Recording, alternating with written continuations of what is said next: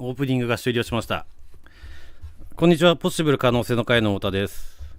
今日は北海道札幌市で無店舗型の花屋を経営しているサローの渡辺さんに、質問していくという企画になってます。渡辺さん、今日はよろしくお願いします。よろしくお願いします。お願いします。で、無店舗型の花屋って新しい花屋の形になると思うんですけども、これから花屋で独立したいっていう人にとっては必見だと思います。どういった形でやってるのかっていうのをどんどん質問していこうかなと思ってるんで、それで今日もクエスチョナーとして福岡県花ゆりの田中さんに出演してもらってます。田中さん、よろしくお願いします。よろしくお願いします。お邪魔してます。もうおなじみですよね。もう、もうほとんど皆勤賞じゃないですか。皆勤賞だよね。もう多分みんなもね。花ゆりチャンネルの方もね、なんか少しずつチャンネル登録者増えてるもんね。そう、なんかちょっとずつ、はい、本当にありがたいことです。なんかコメントも結構来てるよね。ね、ありがとうございます。ありがとうございます。たら、早速質問していきたいと思います。行きましょう。今日は、それで、今回は、はい、山口県花友の本田さんがお休みなので、はい、ちょっと寂しいですけどね。そうですね。なんか、最近4人でずっとやってたんで。ただ、本田さん、すごい、しっかりした方で、質問だけは用意してくれて、僕預かってますので。そうなんですね。はい。ありがとうございます。代わりに僕が質問していきたいと思います。よろしくお願いします。さあ、早速なんで、本田さんの質問からいこうかな。はい。ちょっと待ってね。はい。ほい。さあ、早速、本田さんからです。独立を考えたきっかけ。独立ですか。もともと、独立は考えてはいたんですけども、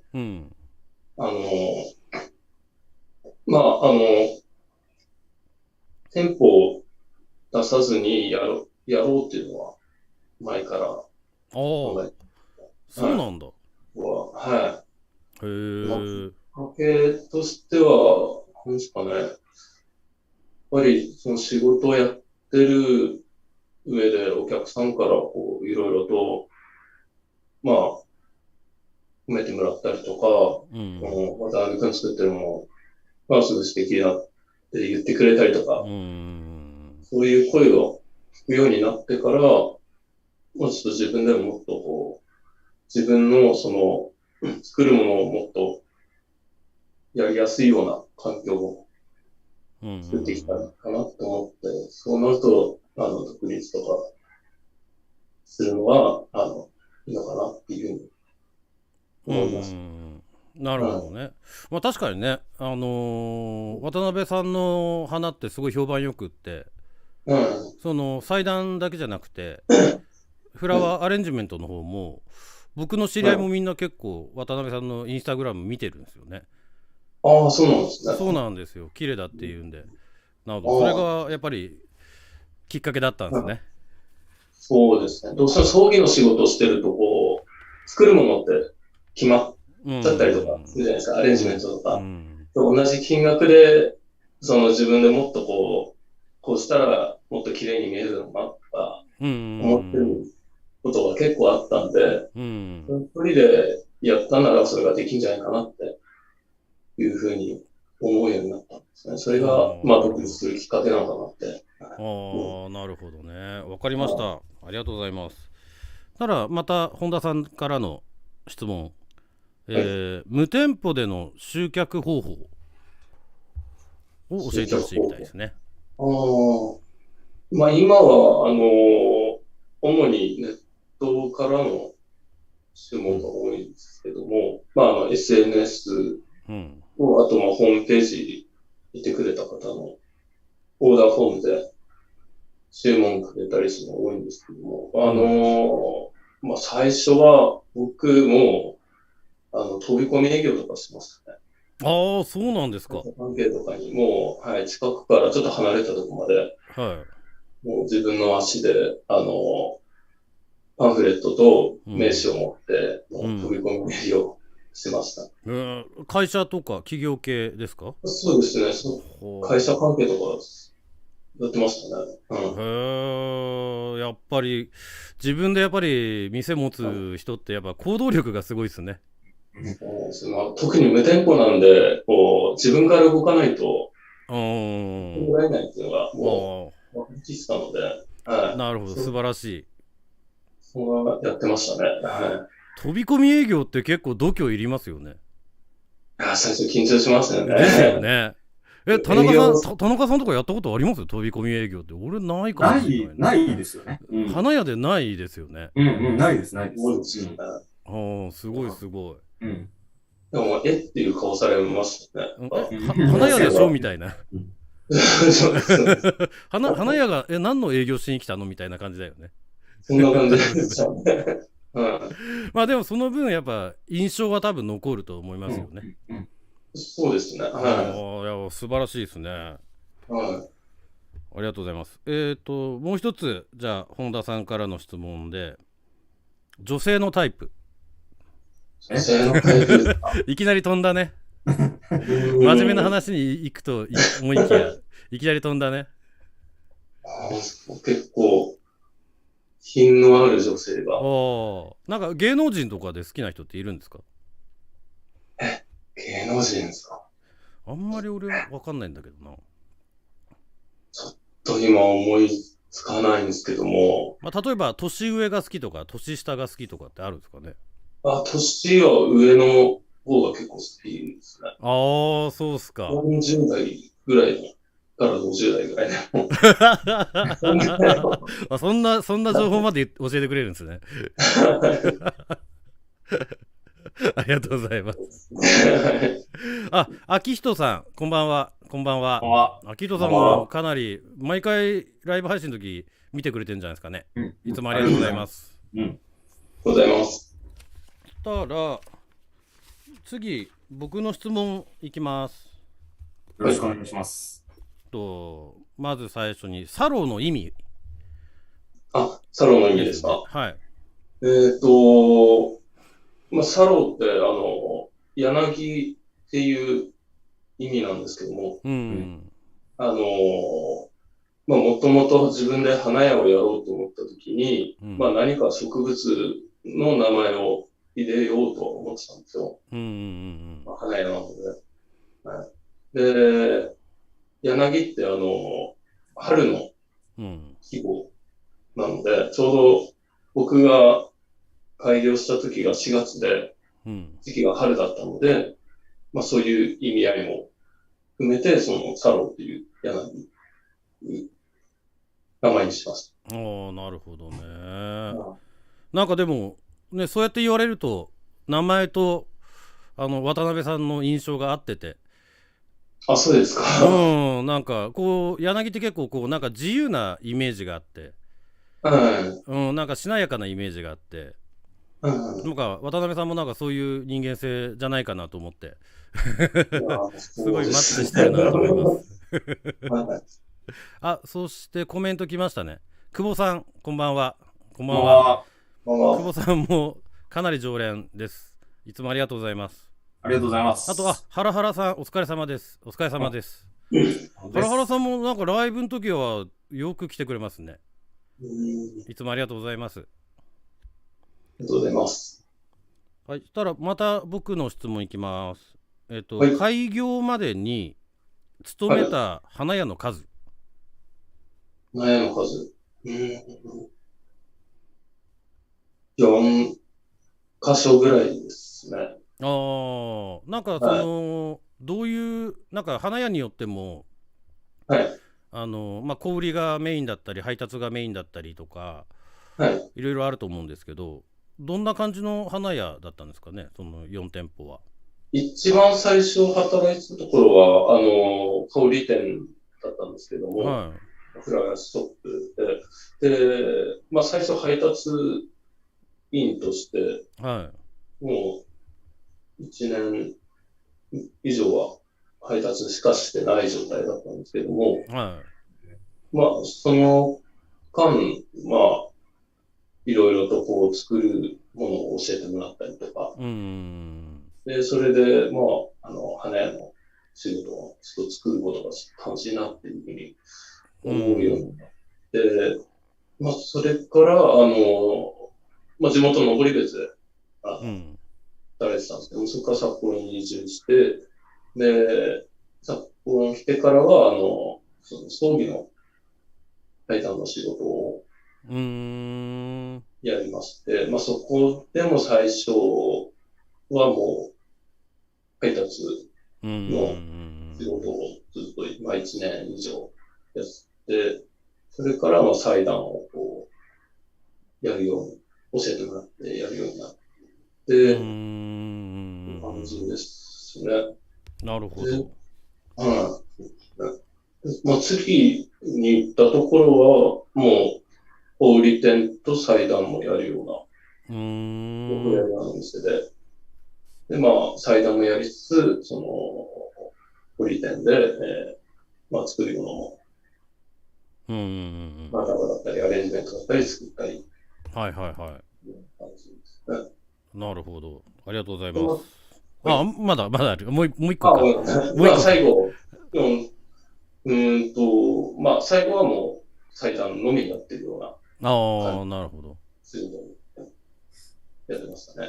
はい、わかりました。ありがとうございます。もう一ついこうかな。はい。無店舗型の花屋を選択した理由を知りたいですね。まあ、最初、その、スモールスタートというか、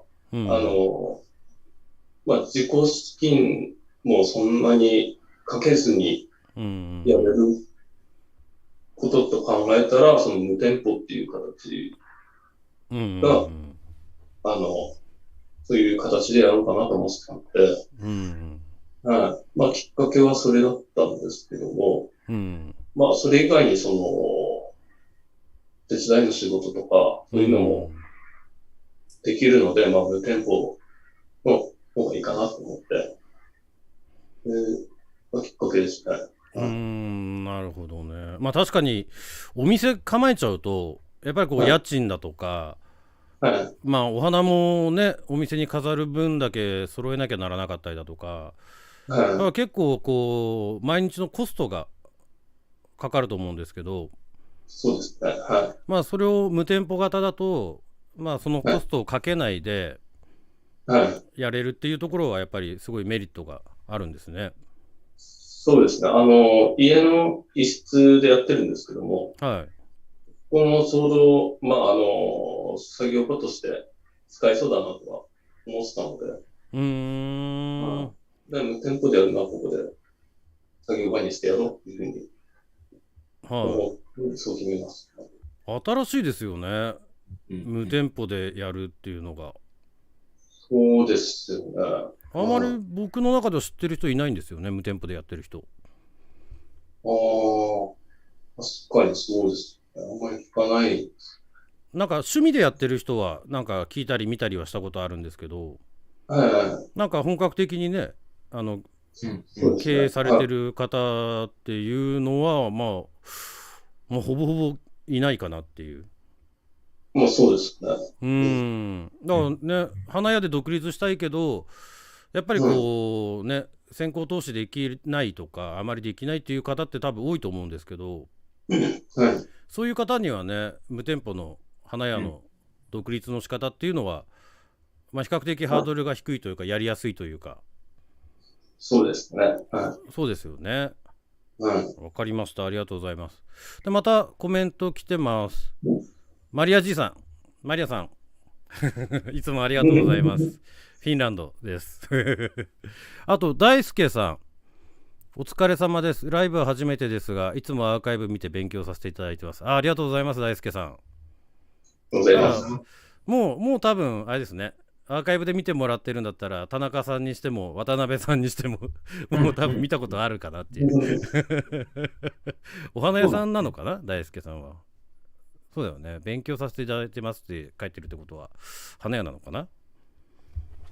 じゃないですかね。ね。うん。ただそろそろ田中さんの際どい質問でも聞こうかなと思うんですけど。際どいですか？めちゃめちゃ優しい質問しか用意してないですよ。じゃあ田中さん3つぐらいお願いします。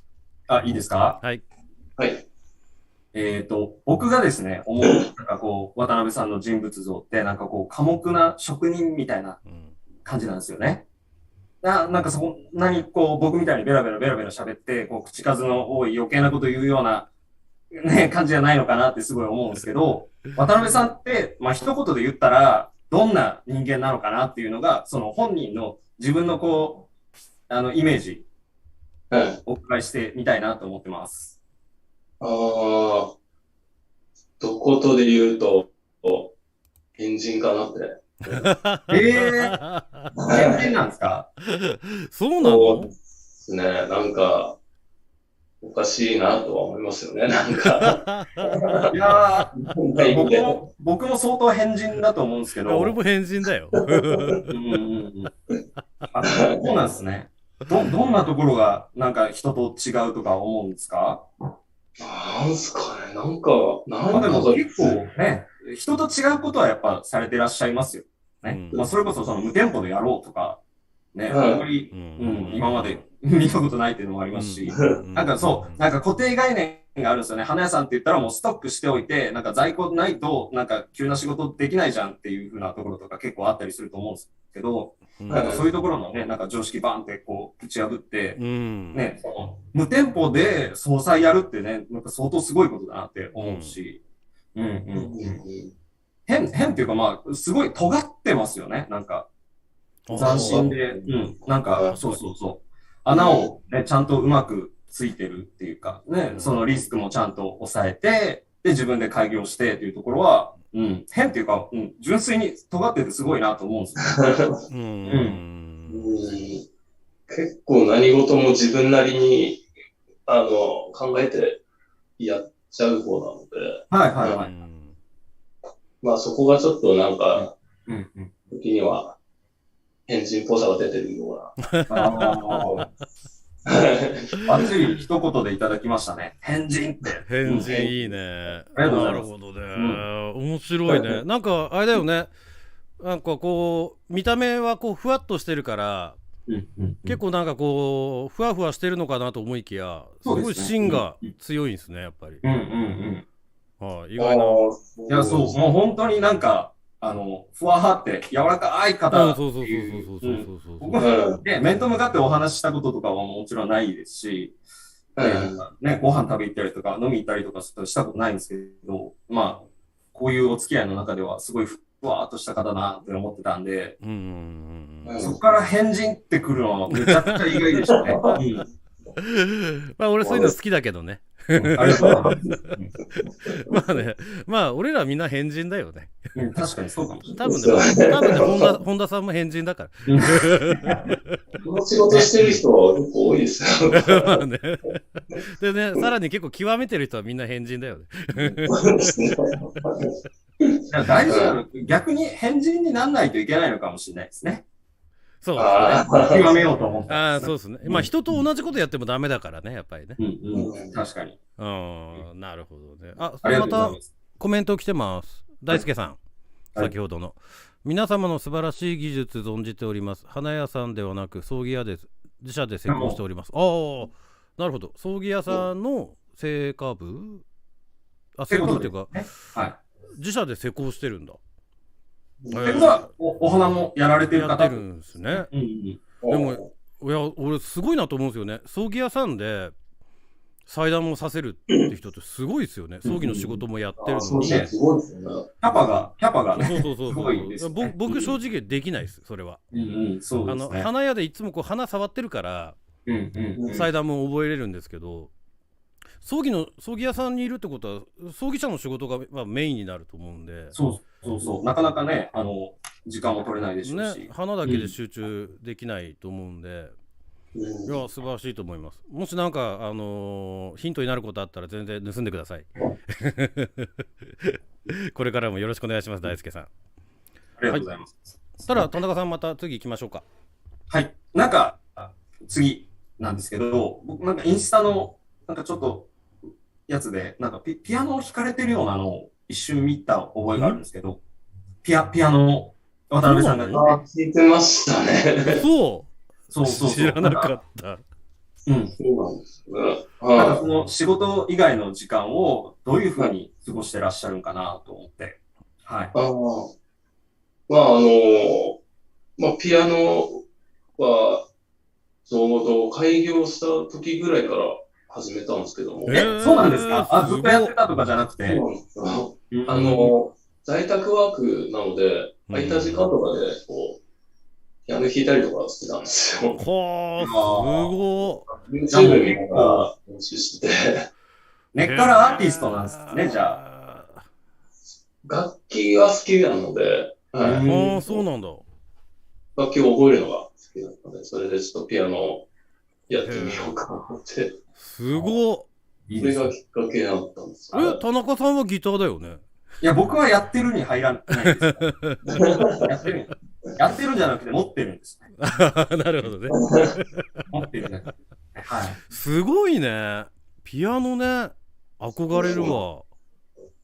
あとなんか、スキーとかスノーボードとか。もう、それはもう、雪国の定番ですね。いや、もう。あ、そうだそうだ。言ってたよね。スノーボードやるって言ってたもんね。スキー部。スキー部って言ってありましたね。そうですね。そうだ。それこそね、俺の札幌時代の後輩のユキヤと言ってたもんね。そういえば行きましたね。今度渡辺さんとボード行ってきますって言ってたもん、確かユキヤ。そうなんですよね。なるほどね。いや、ピアノ驚きだね、田中さんね。すごいね。男の人でピアノ弾ける人ってかっこいいよね。かっこいいです、かっこいいです。ね。俺はもう最初から諦めてたもんで、弾けるようになりたいなとは思っても。それでどうなんとなくこう、なんていうのかな、上達してるとか、楽しんでるとか。上達をしましたね。もう。めちゃめちゃ練習してたんですよ。独学なんですか？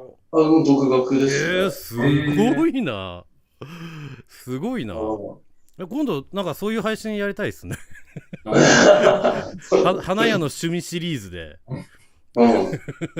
最近で一番頑張ったことかなと思います。そんなにハマったんだ。ハマりましたね。昔からやりたかったわけじゃないの？じゃないですね。たまたまうちの実家に小さい電子ピアノがあって、それを処分に困ってたから、自分が引き取って、それでそのままリサイクルショップに持っていこうと思ったんですけども、ちょっと趣味の一つとしてピアノをちょっとやってみようかなっていうので、そのまま自分が持ち帰ってやるようになった。なるほどね。なんかその辺がまた変人っぷりなんだろうけどね。なかなかそういう発想いかないからね。でもすごいわ。そのチャレンジ精神素晴らしいですね。なるほど。わかりました。ありがとうございます。田中さんもう一個行こうか。じゃあちょっと、仕事に関することにも突っ込んでいっちゃいますか？いきますか。はい。渡辺さんの作品、インスタグラムもそうですし、見させてもらったんですけど、いや、もう本当に、上手だなって思ったんですね。抜きにして。で、なんかここまで上達するまでに、どんなことをしたのかなって。なんか、それはもちろん練習とか、勉強とかをいっぱいされたんだと思うんですけど、なんかその上達するためのなんかポリシーみたいなのとかがあったらお伺いしてみたいなって思いました。僕の場合はもう上達するためにはひたすら同じことを繰り返しますね。祭壇にしても同じ形をひたすらやってました。ああ、そうなんですね。はい。いろんなのに手つけないで、まずその、巻き込みの裁断はいはいはいはい。からもその巻き込みのみをずっとひたすらやってて、うんうん。それでできるようになってから次の違うやつ。なんか僕結構秋っぽいんで、はい。毎日同じ練習やらされてた時とか、もう本当に、もう今すぐ逃げ出したいぐらい嫌だったんですけど、はい。そういうの別にもう全く苦もなくやってたんですか？今日もこれ。僕はあんま苦じゃなかったですね、僕は。もう向いてるってことですよね、それもね。毎日もう同じことを繰り返して、だんだんこう自分が上達していく様を感じるのが、まあ、嬉しいというか、自分自身が成長してるなっていうのが感じてたんで。上手くなったことを、じゃあ実感できながら成長していけたってことなんですね。そうですね。同じことをずっと繰り返してると、それが、わかるじゃないですか。確かにそうです。最初ずっとね、なんか、俺上手くなってんのかなってずーっと思って過ごしてたんで、なんか本当嫌いだったんですけど、本当最初は。やっぱ成長するためには、じゃあ、上達を自分で実感することってものすごい大事ということですね。そうですね。はい。わかりました。ありがとうございます。なんかね、最初覚えたてでライン弾けるようになると、こういろんなラインぐちゃぐちゃやりたくなっちゃうよね。そうです。なんか、てかもうなんかいろいろね、もう今すぐスマホとかで調べれるから、これやってみたい、あれやってみたい、これやろう、あれやろうって多分なると思うんですけど。ね、でも確かにそうやってこう目移りしてやっちゃうと、なんか本当表面上のね似たような裁断はできても、本当の質の部分でやっぱりこうそれに近いもので作れないよね。そうですね。はい。やっぱりこう同じものを反復してね、その追求していくってことがやっぱり大事なんだね。いや、それがね、でもすごいですよ。僕はすごいなと思います。毎日同じことできるっていうのは、もう僕は本当に結構無理なんで。一番最初に裁断をやった会社がもう巻き込みの形、メインの裁断を作るところだったんで、まずその巻き込みができないと話にならなかったので、なのでもう巻き込みのみをひたすら練習してましたね、僕は。なるほどね。最初のその環境的な部分もあったんですけどね。これ結構視聴者の方には結構いい話だよね。だと思います。裁断ねやり始めたけどなかなかこう上手くならないんだよなって思ってる人多分いると思うんですけど、ひたすら同じことを繰り返して精度を高める最初は。なるほどね、勉強になりました。でなんかまたメッセージ来てます。なんかいっぱい来てるの。こう一マウさん、まあこれ草刈さんですね。お疲れ様です。お疲れ様です、草刈さん。あれ、渡辺さんと草刈さん面識あるでしょ？あります、あります。草刈さん、なんか渡辺さんに質問したいことあれば入れてください。で、次のが川拓さん、こんばんは。皆さんの作品を見ていつも勉強させていただいております。いろいろな話が聞けてすごくありがたいです。今後もこのようなライブ配信続けてほしいです。わかりました。ありがとうございます。頑張ります。はい。もう僕と田中さんだけじゃなくて、もう渡辺さんももうレギュラーメンバーになってるんで大丈夫だと思います。頑張ってやりますんで、これからもよろしくお願いします。いつもありがとうございます。秋人さん、成長を感じれたらやる気上がりますね。そうですよね。ね、自分の成長を感じるのと、あと人に喜んでもらうのと、この2つあったらまあ頑張れるよね。ですね。あと次、大輔さん、とんでもないです。一応葬儀に関することをトータルでさせていただいております。ありがとうございます。盗ませていただきます。それがすごい。どうぞどうぞ盗んでください。逆になんかこう質問とかあったら大輔さんも遠慮なく入れてくれれば何でもお答えしますのでよろしくお願いします。はい、お願いします。ただ次行きましょうか。はい。そしたら本田さんの質問。花屋になって一番辛かったことと嬉しかったことなんでしょう。まず辛かったことは、まあ、祭壇作ってる時なんですけども、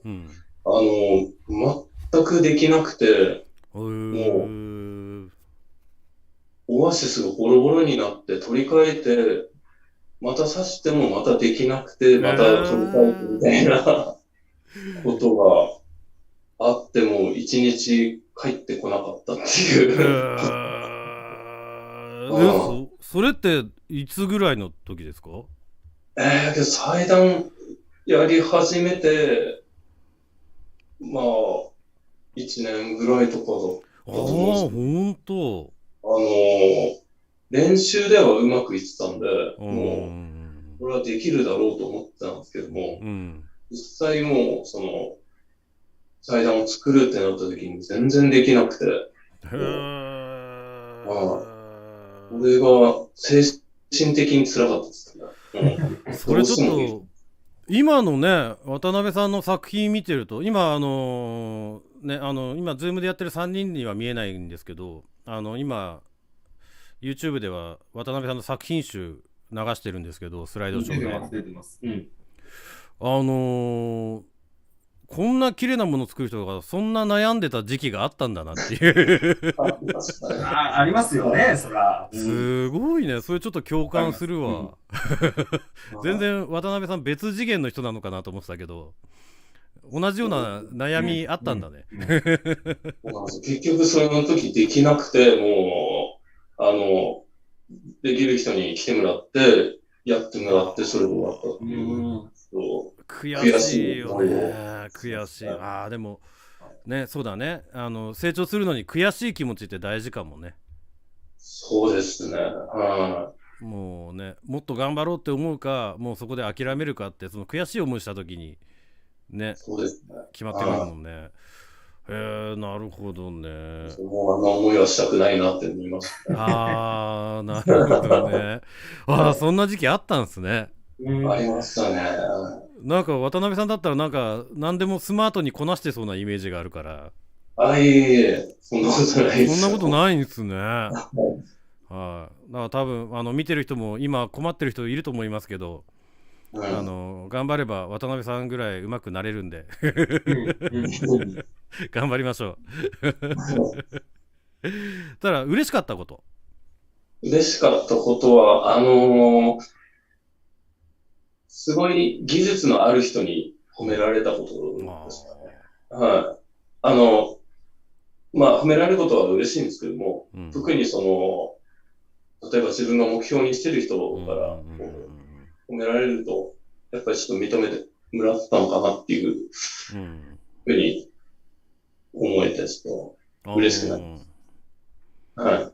なるほどね。確かにね、一般のお客さんとかはやっぱり結構褒めてくれる人って多くて、一生懸命いいもの作ればね。だけど、同じね、プロ目線でね、見てる人たちに言われると、またちょっと特別違いますよね。そうですね。もう具体的にどういうところがもう良かったっていうふうに言ってくれたりするので、なるほどね。わかりました。ありがとうございます。そして、もう一つ本田さんからの質問です。渡辺さんの目指す花屋像。僕はもうギフトと祭壇を両方もっと深掘りしていきたいというか、両方でやっていきたいっていうのがあるんですけども、浅く広くっていうよりかは、深く広くっていう、やっていこうと思ってますね、僕は。なかなかね、多分一般の人とかはわからないと思うんですけど、葬儀の聖火祭壇やってる人と、お祝い系の、一般的なフラワーアレンジメント、花束やってる人ってどっちかに偏ってるんですよね。そうですよね。聖火祭壇が得意な人ってやっぱりお祝いの花が苦手だったりとか、はい、はい。僕そうです。いや、僕もそうなんですよ。で、お祝いの花が得意な人は、やっぱり祭壇って言ったら、ちょっと苦手っていう人が多くて、ですね。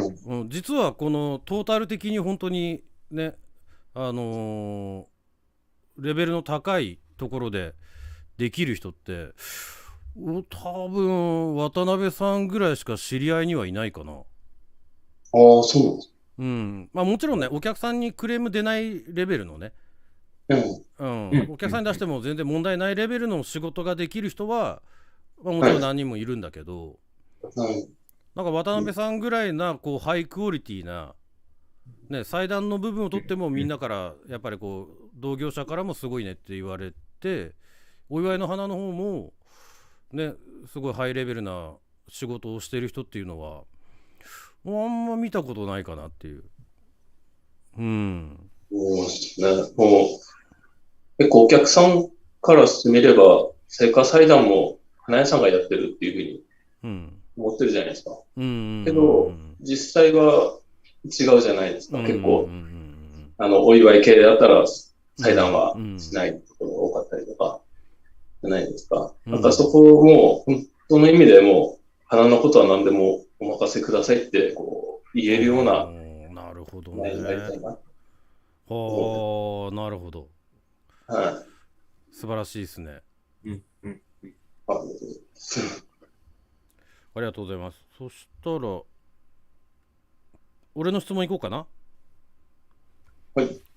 花屋のどの仕事が一番好きですか？またその理由。花屋の。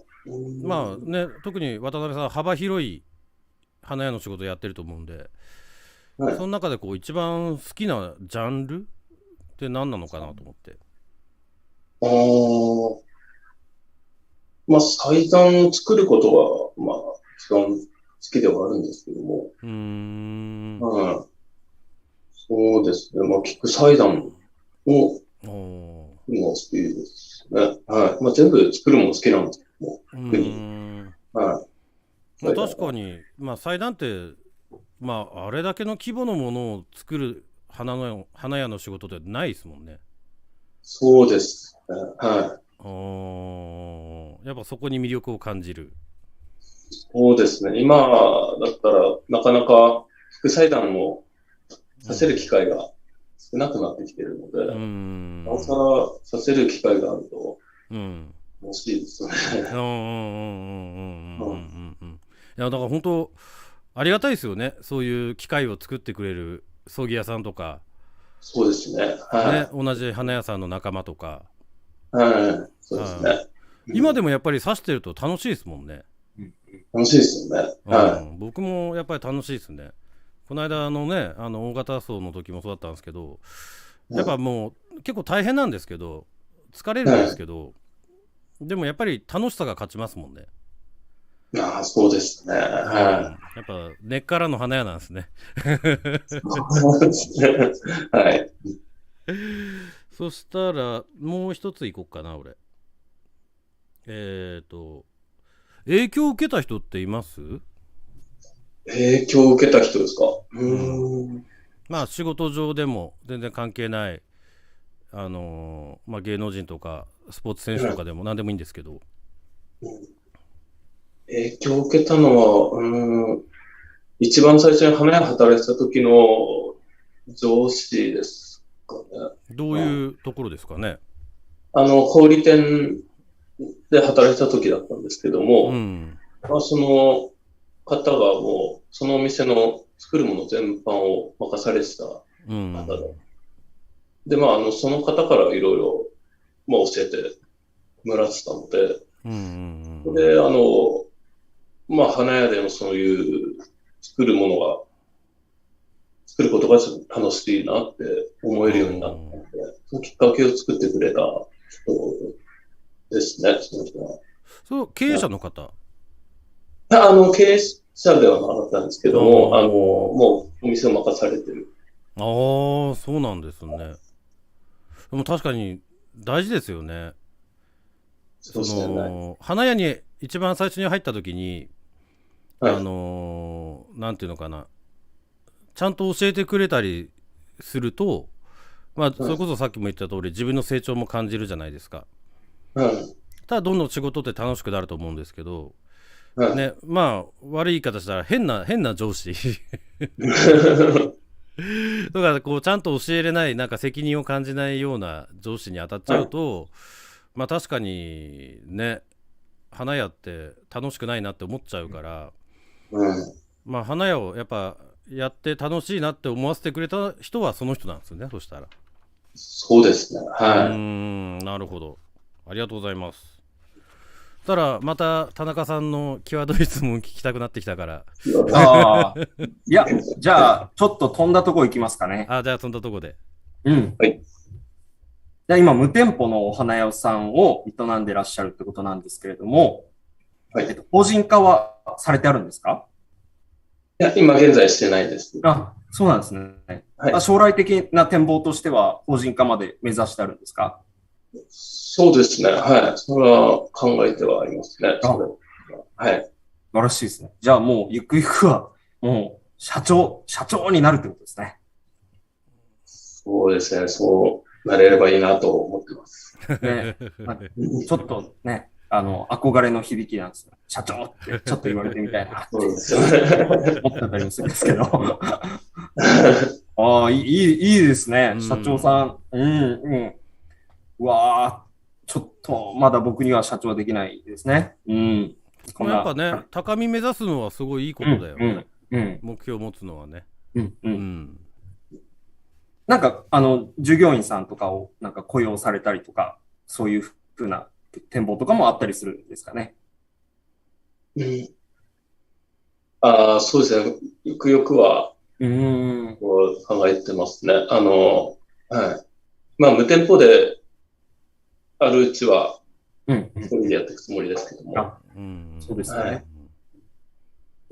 いいですね。社長っていいですね。なんか、渡辺さんが思うところのなんかこう、理想の社長さんみたいな、なんかそういう理想像みたいなのとかあったりするんですか？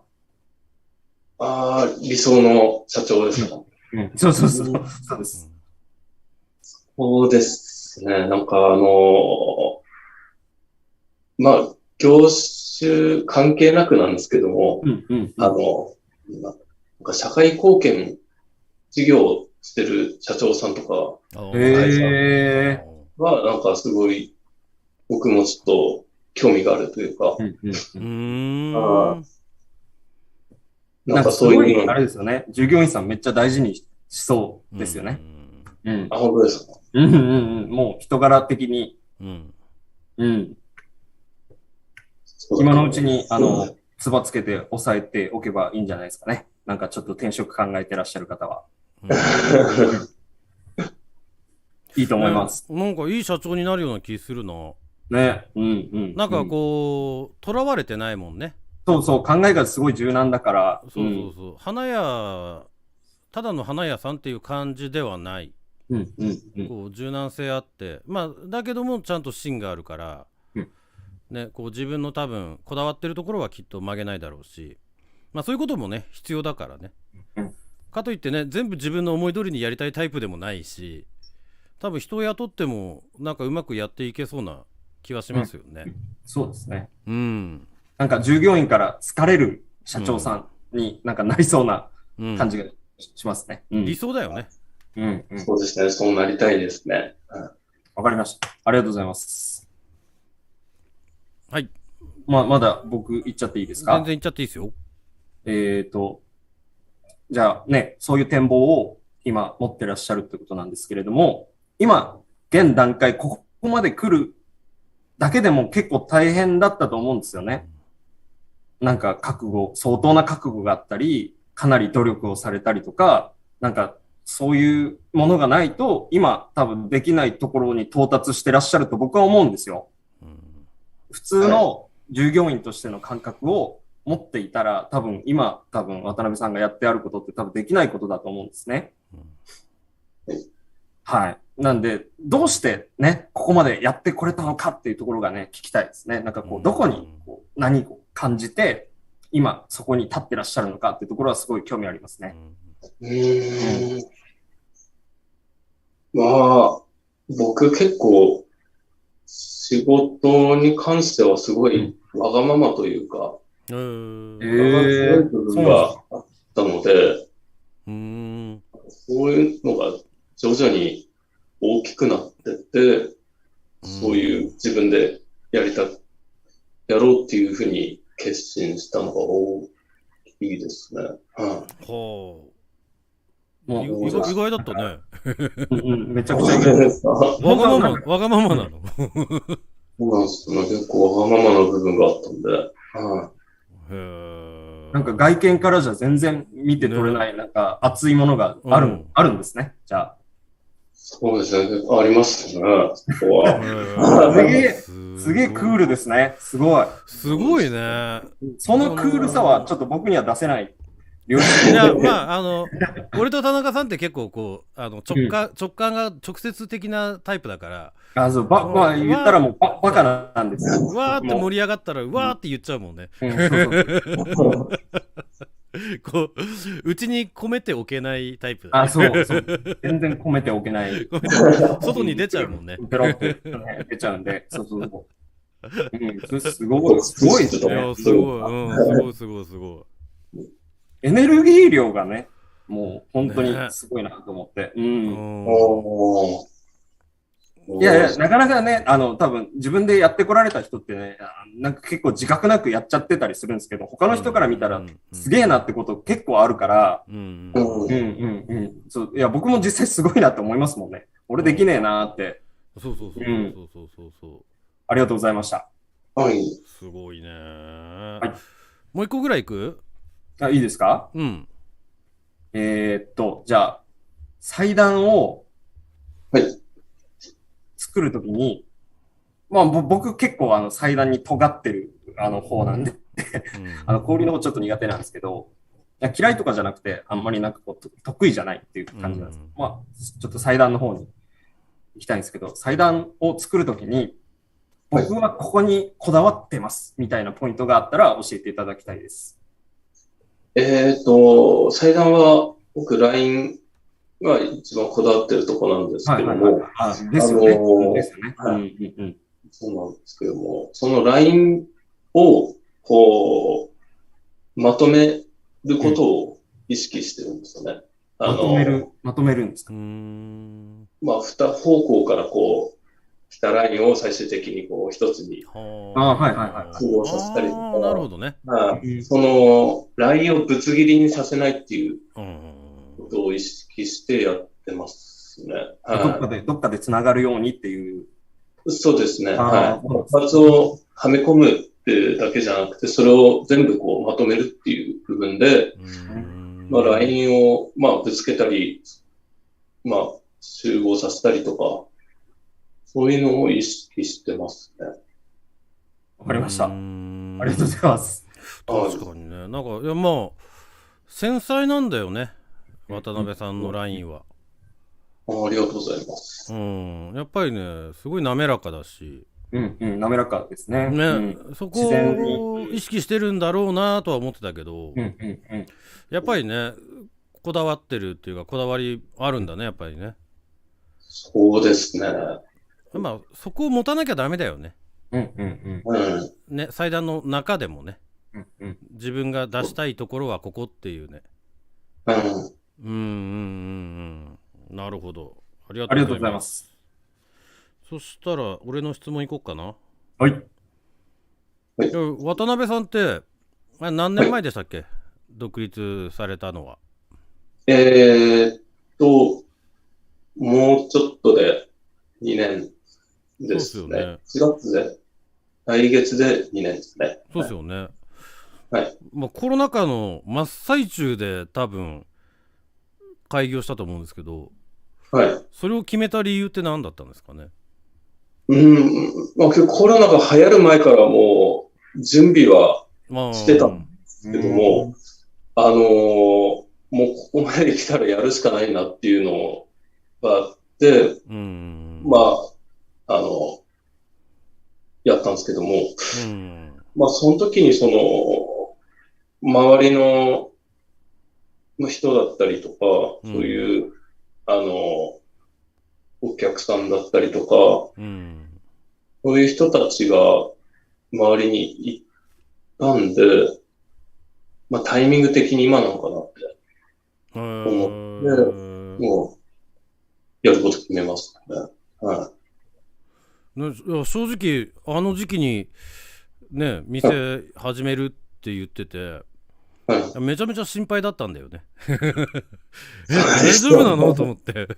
はい。周りからも言われたんですけども。無店舗でやるんでしょって。お客さん持ってるのとか。なんかすごい心配だったんだけど。そうですね。すごいよね。もう2年だもんね。そうですね。なんかタイミング的には、まあ、ちょうど2年前の4月だったかなって思いますね。いろいろと、まあ、知り合いの葬儀屋さんだったりとか、そこからも、こう、まあ、サポートもらったりとか、そういう時期だったので、はい。決めますね。いや、素晴らしいと思います。なかなかね、コロナで、潰れちゃった花屋さんの話はよく聞くんですけど、コロナの時に初めてなんとか続いてるって花屋っていうのもあんまり聞いたことなくって、そうです。だって仕事の増やし方っていうのをまだみんな多分、僕もそうですけど、このコロナ禍で花屋の仕事を増やすっていうのは多分みんなかなり悩んでるんじゃないかなと思って。本当そうですよね。その中でね、ちゃんとね売り上げ上げてるっていうのは本当にすごいなと思うんですよね。なんとか、はい。それで最近ね、次の質問なんですけど、はい、最近僕の周りでもYouTube 見たっていう話もあったりで、渡辺さんに注文したいっていう人もちらほらいるんですけども、ありがとう。無店舗型の花屋だと、注文の仕方だったり支払いの仕方ってどうやっていいのって分かんない人って結構いると思うんですけど、はい、基本的にはどういう受注と支払いをしてるんですか？受注に関しては、電話だったり、多いのがやっぱメールとかが多いですね。なるほど。SNS の DM からとかも結構来ますし、はい。オーダー、ホームページのオーダーフォーム打って、それで送信してもらって、することが多いですね。なるほど。そうですね。メールが多いですね。メールが多いんですね。はい。支払いってどういう形で支払えばいいんですかね？会社関係とかでしたら、振り込みで、請求書出して振り込みで支払ってもらうんですけども、お客さん、こちらまで、支払いに来てくださるお客様もいますし、振り込んでいただけるお客様もいますし、その2つですかね、大体は。なるほど。ありがとうございます。視聴者の方でもしサロの渡辺さんに注文したい方いたら、今回の YouTube の説明欄のところにサロの情報を書いてますんで、ホームページからでもSNS からでも入ってもらえればそこから注文できるので、よかったらよろしくお願いします。お願いします。もう一個いこうかなしたら、そう渡辺さんのアレンジって俺結構好きなんだけど、ありがとうございます。色の配色がなんかすごいこういろんな配色をやるよね。同系色でまとめることもあるけども、反対色うまく使って作ったりもすると思うんですけど、どれも綺麗だなと思うんですけど、個人的にはどんな配色が好きなんですか？なんかあるんですかね、そういうの。個人的にはグリーンと何かみたいな配色が好きなんです。やっぱりグリーンなんだ。グリーンとピンクがグリーンが入ってるのが好きなんですよね。まあ作品にも結構ありますもんね。そうですね。はい。グリーンがポイントになってるもの結構ありましたよね。そうですね。はい。俺ね、苦手なんだよね、やっぱりね。同系色に逃げちゃうね。もともとその自分で始めた時にどういうものを作るかっていうのを考えた時に、その同系色でやるっていうよりか、いろんなこう色を合わせて作品を作りたいなっていう気持ちがあったので、そこを考えた時に、まあそういうグリーンを入れて、うまくまとめるようなものを作っていこうと思って考えてますね。あれですよね。でも勤めてたらやっぱりそのお店の特徴に合わせなきゃならないっていうところって結構多いじゃないですか。そうですね。はい。そういう面ではやっぱり雇われてた時って、はい、思ったようなものを作れないことって結構あったんですかね。それありましたね、やっぱり。大体もうその使う花とかも決まってることが多かったので、そうですね。なるほど。わかりました。ありがとうございます。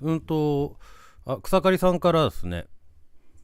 現在は以前からの顧客や SNS がメインの営業、宣伝のツールだと思うのですが、これから他の展開とか考えられたりしてるのでしょうか。はい。っていう質問です。草刈さんからです。難しい質問だね。他の展開ですか。まあ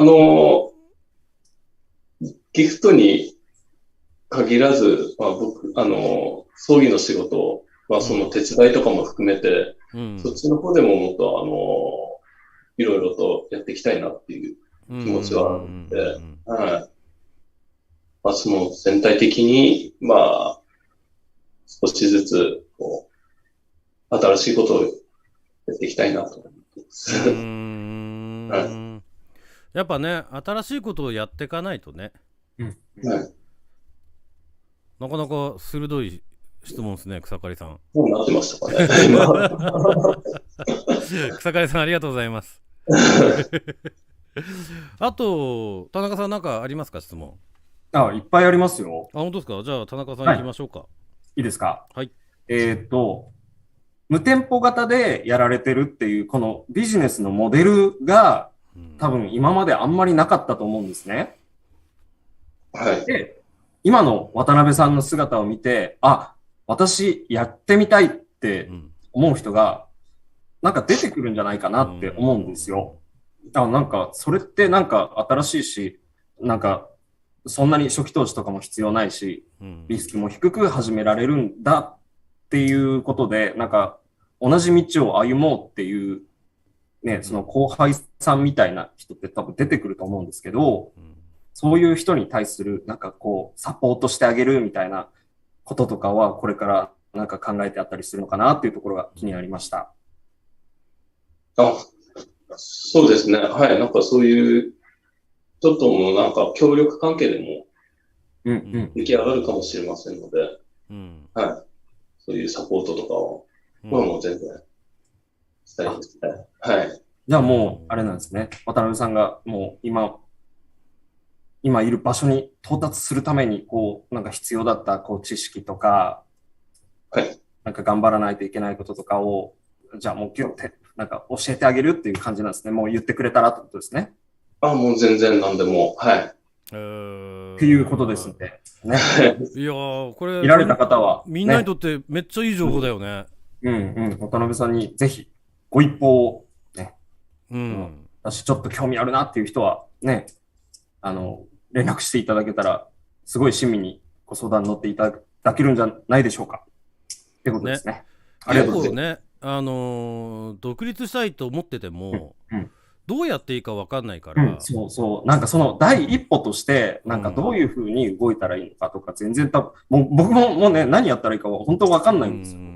何から始めていいのかも分かんないし、貯金から始めるのみたいな、なんかもうそんな感じだし、人脈、ないなとか、そうそう、なんかわかんないことがいっぱいあるんで、そこら辺のね、不安取り除いてあげられるようなサポートとかが、渡辺さんがね、できると思うんで、そこってすごい強いなと思うんですよね。なかなかね、自分が勤めてる花屋さんの社長に聞けないでしょう。ですね。どうしてもこうライバル関係になっちゃうっていうのがあるから、そんなね、なんかこう心広い社長もいるんですけど、基本的にはやっぱりあんまり怖くてできないよね、そんなことって聞けないよね。ですよね。そうですね。はい。でもそういうことも渡辺さんに相談すれば何でも教えてくれるってことですもんね。はい、もう何でも聞いてください。いやいい人ですね。いい人ですね。俺教えるかな。隠すことないんで、なんも。本当、それはありがたいよね。もう全然ね、もし独立考えてたりする人いたら、渡辺さんの方に相談してください。いいよね、でもね、無店舗型だったらね、本当ね。実際僕ちょっと興味ありますもんね。ね、俺もある。ね、いや、すごいよね。SNS で集客ができてるっていうのもすごいよね。そうですね。なかなかね、みんな SNS でお花屋さんも結構ね、インスタとか上げてる人多いけど、それがちゃんとビジネスになってるかっていうと、まあ多分半分以上がなってない。なんかみんなね、承認欲求ですよね。そう。こんなの作ったよ。いいね、いっぱいついたみたいな多分感じだと思うんですけど。それでさらにね、新規が取れるっていうのがすごいよね。渡辺さんのね。ありがたいですね。例えば一回買いに来た人が SNS やってることに、その花屋さんが SNS やってることに気づいて、ファンになって見るっていうことは結構やってる人多いと思うんですよ。だけどその SNS で見て綺麗だからって言って初めて注文するっていう人は多分少ないと思うんですよね。それがやっぱりね、すごい他の花屋さんとかよりも特化した部分なのかなってすごい感じるんですよね。SNS でもこう画像にはちょっとこだわってるというか、やっぱ一番最初に目に入るものがそれなので。綺麗だもんね。ありがとうございます。写真の撮り方もね。ちなみに写真って何で撮ってるんですか？写真、携帯で撮ってますね。携帯なんだ。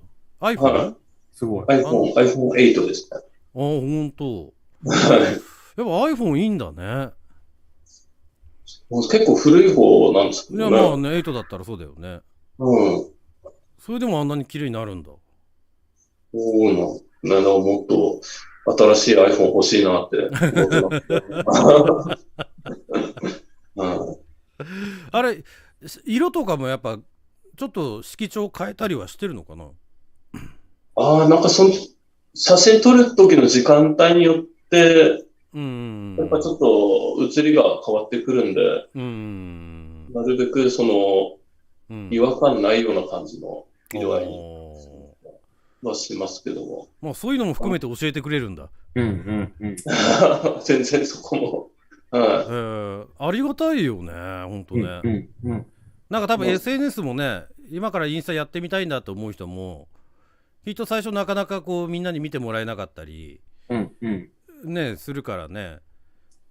それでね、ちょっとアドバイスもらえたら多分みんな喜ぶと思うな。そうですね。ね、大事だよね、写真ってね。そうですね。はい、大事です。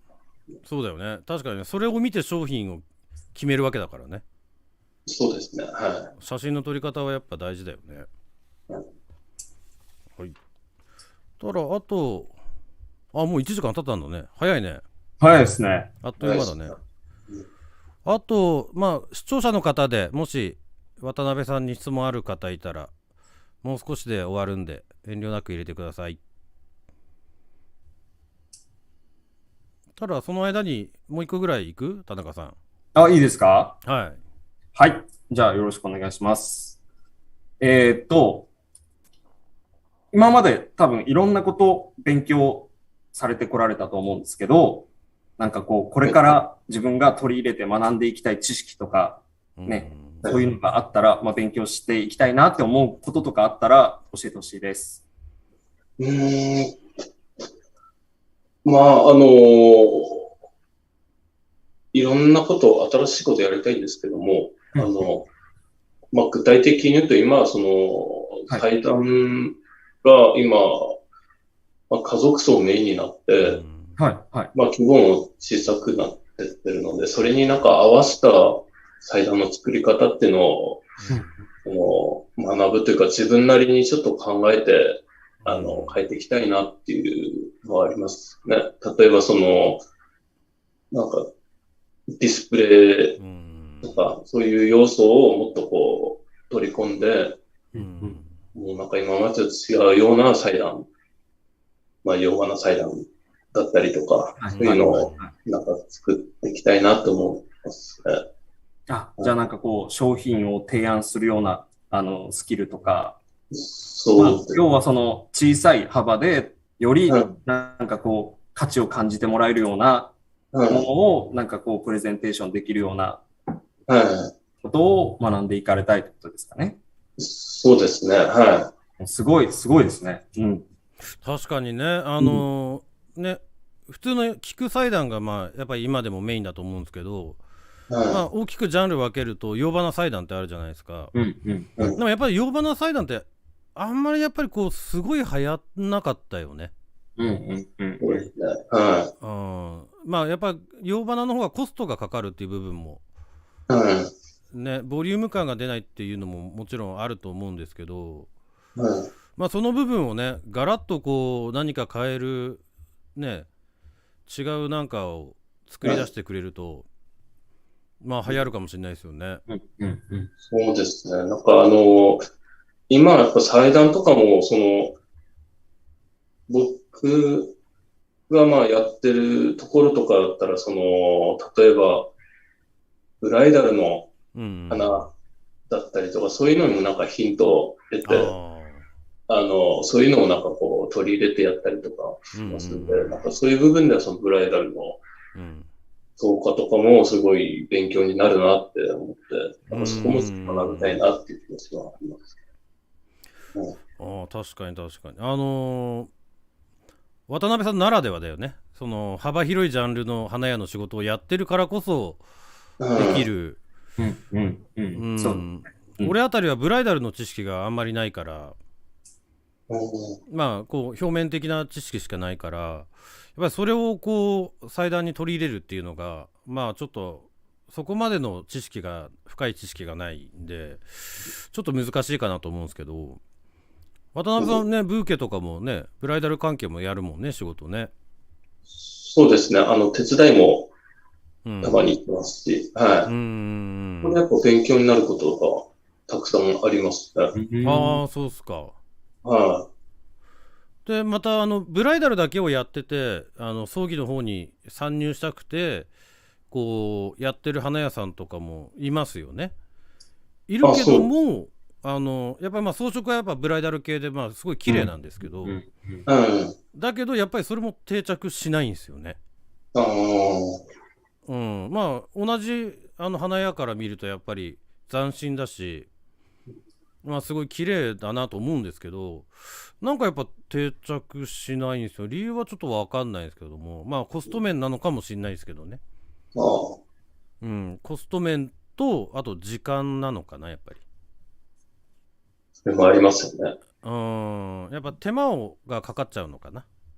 そうですね。だからそこをこううまいようにね渡辺さんが融合させてくれると。そうですね、そこは僕は理想でもありますね。楽しみですね。そうですね。ありがとうございます。そしたら質問なさそうですね。なさそうですね。そしたら今日はこんなところでいいかな。あとなんか言い残したこととかありますかね、渡辺さんと田中さんと。言い残す。結構これだけは言っときてみたいな。一ついいですか？はいはい。今、北海道の札幌市でやってらっしゃるってことなんですけど、はい、全国に、配送でお願いします。どうしても渡辺さんの花がいいんだって言って、配送でお願いすることとかもできるんですかね？今のところ道内のみの発送ではあるんですけども、ああ、そうなんですか。今、道外の発送もちょっと検討してますので。ああ、それは嬉しいね。はい。わかりました。それはいいね。それは嬉しいね。はい。どうしてもやっぱ温度管理のこととかあるから難しいね、そうあるのかなと思うんですけど、例えばそのね、中1日かかるところは無理だけど、翌日届けで行けるとこだったら行けるとか、なんかそういう風なのがあるのかなと思ってちょっと聞いてみました。はい。それはみんな嬉しいんじゃないかな。そうですね。そこはぜひ検討してください。はい。違う地域にいても渡辺さんの花が届くなんて最高だよね。そう。結構ね、好みって本当様々だから、この人がいいと思ったら本当その人のものが欲しくなるんだよね。そう。ね。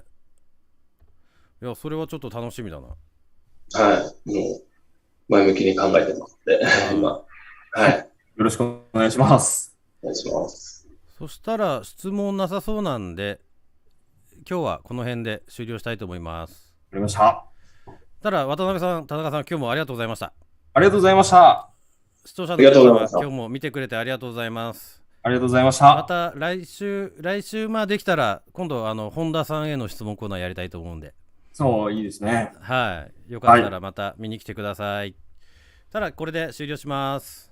ありがとうございました。ありがとうございました。ありがとうございました。